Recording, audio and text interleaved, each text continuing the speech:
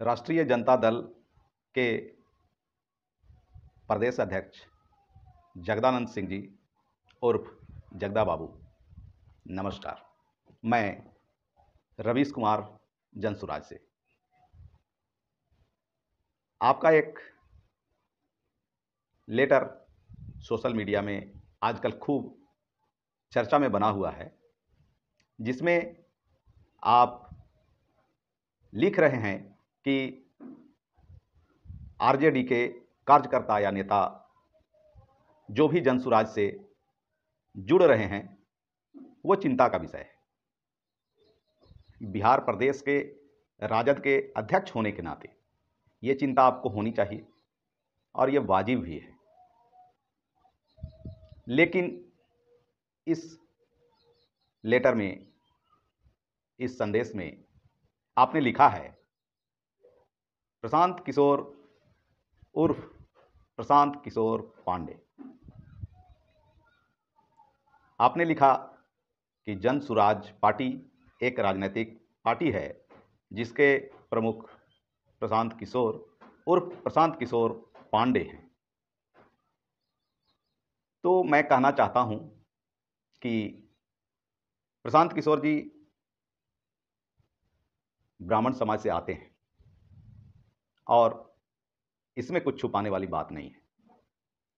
लेकिन आपने जो पांडे शब्द का यूज किया है, उपयोग किया है, वो शायद बताने के लिए किया है कि यह ब्राह्मण की पार्टी है। तो महोदय, आपको इससे तकलीफ क्या है? क्या ब्राह्मण होना गुनाह है? समाज में जाति एक सच्चाई है। कोई भी व्यक्ति कोई भी समाज में जन्म लेता है तो वो मात्र एक संयोग है। अपनी इच्छा के अनुसार कोई व्यक्ति जन्म नहीं लेता कि मैं इस समाज में पैदा हो जाऊं, मैं उस समाज में पैदा हो जाऊं। ऐसा तो होता नहीं है। फिर आप प्रशांत किशोर को प्रशांत किशोर पांडे कहकर जो चिट्ठी में संबोधित किया है, यह निंदनीय है। दूसरी तरफ राष्ट्रीय जनता दल में क्या ब्राह्मण नहीं है? तो फिर आपके सांसद मनोज झा क्या है? अगर ब्राह्मणों से आपको इतनी तकलीफ है तो उनको क्यों रखा हुआ है, क्यों राज्यसभा भेजा है? आपने अभी मुन्ना शुक्ला को टिकट दिया, क्यों दिया? आपके राष्ट्रीय जनता दल में शिवानंद तिवारी जी हैं, उन्हें क्यों रखा हुआ है? अगर आपको ब्राह्मण से इतनी नफरत है तो क्यों इनको रखे हुए हैं आप?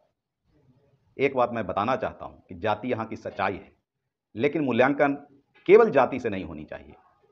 मूल्यांकन उसके काम से होना चाहिए, उसके काम के तरीकों से होना चाहिए, उसके विचारों से होना चाहिए, ना कि केवल जाति से मूल्यांकन करना चाहिए। दूसरी बात, आपने बताया है कि जनसुराज पार्टी बीजेपी की बी टीम है। महोदय, आपको याद दिलाना चाहता हूं कि 2015 में बिहार में आरजेडी और जेडीयू को साथ लाने वाला कौन व्यक्ति था? वही प्रशांत किशोर थे। किनके खिलाफ आप लोग लड़ाई लड़े थे और आपको जीत हासिल हुई थी? महागठबंधन किसका दिया हुआ नाम है?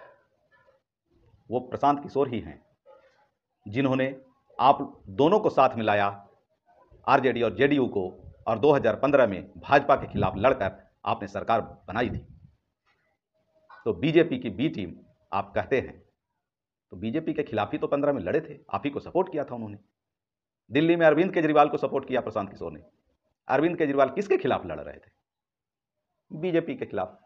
बंगाल में ममता बनर्जी को सपोर्ट किया प्रशांत जी ने। ममता बनर्जी किसके खिलाफ लड़ रही थी? किसको हरा के ममता बनर्जी वहां सत्ता में पहुंची? बीजेपी के खिलाफ। तो आपका यह भी दावा कहीं ना कहीं सच्चाई से परे लगता है। तीसरी बात, सामाजिक न्याय की आपने बात कही। सामाजिक न्याय को मानने वाले लोग इनके बहकावे में नहीं आए। अंबेडकर, फूले, पेरियार, राम मनोहर लोहिया, कर्पूरी ठाकुर, जगदेव प्रसाद को मानने वाले लोग हम भी हैं। मैं भी इनको मानता हूं, लेकिन मैं जनसुराज का सदस्य हूं और इसके लिए काम करता हूं। क्यों?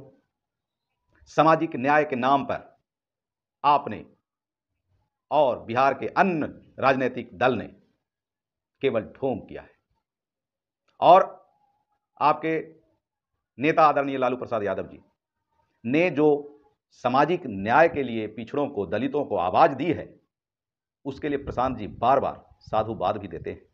उसके लिए कभी उन्होंने बुराई नहीं की, उसके लिए कभी लालू प्रसाद यादव जी की आलोचना नहीं की। केवल आवाज तो आपने दिया, परंतु पढ़ाई की समुचित व्यवस्था नहीं की, रोजगार की समुचित व्यवस्था नहीं की, और इन्हीं बुनियादी सवालों को लेकर प्रशांत किशोर पूरे बिहार में घूम रहे हैं और लोग सभी राजनीतिक पार्टियों से जन सुराज की तरफ आकर्षित हो रहे हैं। आपके नेता आदरणीय तेजस्वी प्रसाद यादव जी कहते हैं कि अरे वो लोग तो टेंट में रहता है, 5 स्टार होटल जैसी व्यवस्था होती है, लाइट वाइट की व्यवस्था होती है, लेकिन Bihar is a political state, यहां किसी का कुछ चलने वाला नहीं है।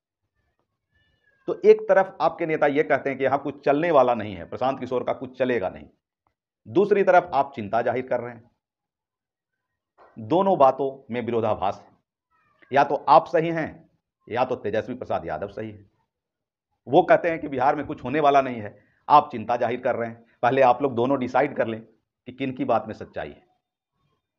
अब अंत में एक बात और आपने उस चिट्ठी में कही है कि जो भी ऐसा करेगा, राष्ट्रीय जनता दल का कोई भी कार्यकर्ता या नेता जनसुराज की तरफ जाएगा या उसका सदस्य बनेगा या उसके लिए काम करेगा, तो समुचित कार्रवाई पार्टी करेगी। महोदय, जब वो व्यक्ति या वह नेता आपको छोड़कर जनसुराज में आ ही जाएगा, तो आप क्या कार्रवाई करेंगे?